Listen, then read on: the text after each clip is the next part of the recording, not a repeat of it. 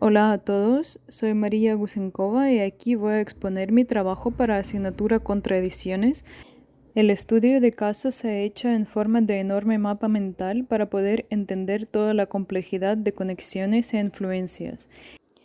El estudio de casos se centra en el trabajo de grandes fotógrafos y maestros Bernd y Gila Becker. Mi interés por el trabajo de los Becker creo que se ha potenciado con mi procedencia, donde estaba rodeada de las industrias que veo ahora mismo en las fotos de Becker y que tanto vibran dentro de mí. Obviamente mis antecedentes influyeron en mis intereses actuales y manera de trabajar. En intereses extracurriculares puedo subrayar el interés por lo verde y tipologización de las plantas, búsqueda de su identidad única y catalogación. En los procesos curriculares muchas veces he ocurrido a la fotografía como el proceso de documentación, registración y análisis. Y por supuesto mis intereses y procedencias se han juntado en el trabajo fin de carrera en el cual la columna vertebral es la infraestructura verde, lo industrial y abundancia de lo visual representado con las fotos. Todo esto explica mi amor e interés hacia el trabajo de los Becker. Su trabajo al principio se ve muy simple y aburridamente repetitivo hasta que se mira más de cerca y sobre todo en el contexto histórico y cultural. Es imposible tampoco entender su trabajo sin mirar más de cerca a las personas que les influyeron y a las personas a quien ellos han educado.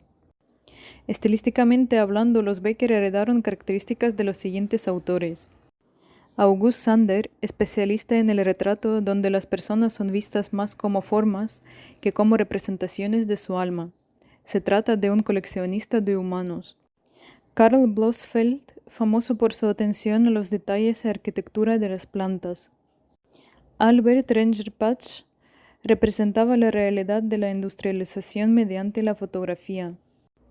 Estos tres autores son pioneros del movimiento artístico La Nueva Objetividad, cuyas características son representación de objetos simples, estáticos, silenciosos, obvios. En estos momentos se explora al máximo la capacidad expresiva de la fotografía. En cuanto a las confluencias, los siguientes dos autores influyeron tanto a los Becker como al movimiento de la Nueva Objetividad. Eugène Auget retrató al París sin maquillaje de su época, y Walker Evans representó el contexto estadounidense de la misma manera. En cuanto a la composición y su contenido, podemos ver muchos paralelismos entre los trabajos de Becker y las pinturas de los siguientes autores. Giorgio de Chirico, que usaba la fotografía industrial como inspiración para sus pinturas, representaba los objetos cotidianos fuera de sus contextos habituales, dándoles una nueva vida interna. Edward Hopper, a su vez, destaca por su atención al detalle, la descripción de sus pinturas y su representación de la soledad y melancolía en ellas. Charles Burchfield representaba los paisajes industriales en congruencia con la naturaleza, para recalcar las pérdidas medioambientales por el desarrollo de la industria. En el caso de Georgia O'Keeffe, su trabajo se apropió de la ciudad representándola con detalle. Charles Schiller usaba la fotografía para sus dibujos y usaba la superposición de imágenes para potenciar la presencia de lo industrial en ellos. Los dos últimos autores mencionados son pioneros del movimiento artístico llamado precisionismo y constituye un movimiento paralelo a la nueva objetividad de Alemania, cuyas características son las formas simples, estructuras geométricas, ausencia de las personas, pinturas antiestéticas. Verne y Gila Becker no solamente se inspiraron en todos estos artistas, sino también que revivieron el movimiento de la nueva objetividad desaparecido durante la Segunda Guerra Mundial. En cuanto a su trabajo, tenemos varios ejemplos de clasificación de tipologías, como es el caso de las casas Fachwerk. Fue su primer trabajo y ayudó muchísimo a conservar las casas, una de las pocas tipologías no industriales. Más tarde establecieron una lista de tipologías industriales para documentar, como es el caso de las torres de cabecera de las minas de carbón, documentando tanto estructuras rústicas como estructuras desarrolladas por ingenieros. En las torres de agua empiezan a desarrollar y dejar claro su estilo de trabajo y sus reglas a la hora de fotografiar, que veremos más adelante. Algunos ejemplos de otras tipologías son los elevadores de granos, los tanques de combustible, Los altos hornos. Al revivir el movimiento de la nueva objetividad, Verne y Hilla Becker crearon su propio género en la fotografía, el deadpan. Su estética tiene una gran objetividad, es distante, frío, preciso, sincero, lleno de reglas de composición. Al final de su carrera, los Becker empiezan a dar clases de fotografía en la escuela de Düsseldorf, manifestando que la fotografía es un arte. De esta escuela salieron los fotógrafos conceptuales más famosos del mundo. Entre sus estudiantes tenemos fotógrafos como Andreas Gursky, el fotógrafo más caro de la historia. Gursky adoptó de sus maestros el amor al detalle y la potencial influencia sociopolítica de la fotografía. Sus fotografías reflejan la problemática de consumismo, el capitalismo y la industrialización. Thomas Ruff retrataba los espacios siguiendo una misma perspectiva y concentraba sus esfuerzos en reflejar en una sola fotografía el ambiente del espacio. Candida Hofer usa siempre la misma perspectiva para fotografiar espacios hechos para humanos pero ausentes de los mismos, dejando constancia de la memoria humana. Thomas Struss tiene una metodología que es apreciable tanto en sus fotos de lo industrial, lo urbano y lo natural, usando una perspectiva anónima. Hasta ahora se entiende que el trabajo realizado por los Becker es la clave no solo para entender la fotografía contemporánea, sino una parte de la historia. Su método, por el cual conseguían un gran impacto, se basa en la exposición larga, la misma distancia a los objetos, líneas verticales y horizontales paralelas a la cámara, el mismo enfoque, la misma perspectiva, el mismo tamaño de las diapositivas, el mismo tiempo y la misma hora del día, para conseguir sombras suaves y un fondo claro, poniendo la línea del horizonte a la altura de los ojos humanos. En el análisis gráfico de una de sus fotografías se han subrayado las principales reglas de su composición anteriormente mencionadas, y se ha calculado el porcentaje que ocupa el objeto en la fotografía, que nunca es menor que un 50% para generar el impacto buscado. Para poner en práctica el método de los Becker, se han elegido espacios industriales relacionados con mis intereses personales, que son interiores pero con un fuerte vínculo con el exterior, los viveros.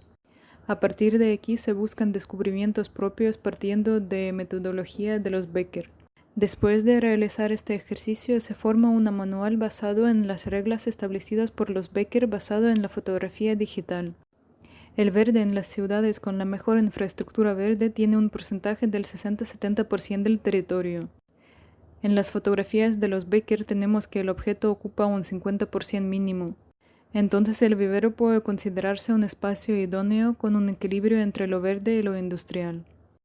Un monstruo ya existente basado en los trabajos de los Becker, creado por Idris Khan, tiene su propio interés porque crea fotografías que trabajan con la memoria, con la destrucción de los materiales y la creación de nuevas experiencias.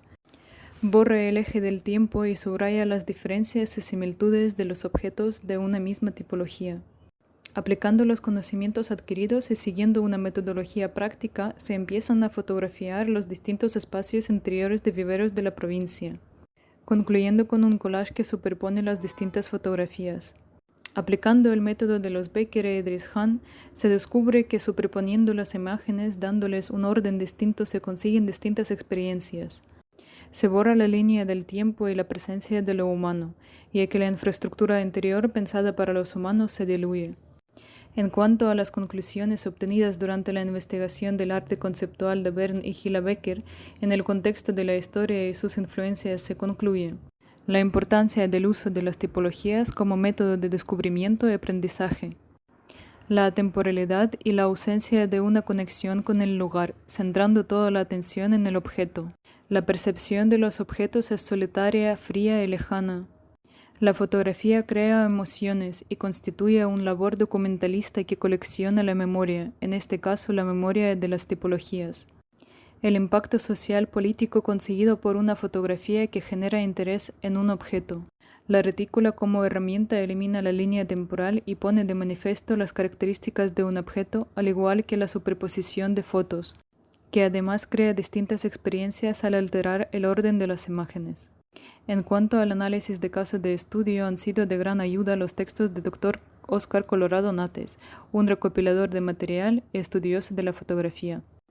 Igual que el estudio de caso, el monstruo se ha explicado con un mapa mental concluyendo en un vídeo película. Para la creación de los vídeos y fotografías se ha empleado un móvil de 3 cámaras que permite hacer ajustes profesionales, controlando de esta manera la exposición, luz, distancia focal, etc.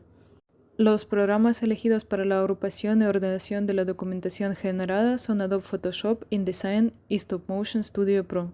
Para la creación del monstruo se ha tomado como referencia a una artista ucraniana experta en el estilo stop motion, María Oz. El stop motion es una de las primeras técnicas del cine y animación que permite mover los objetos en móviles.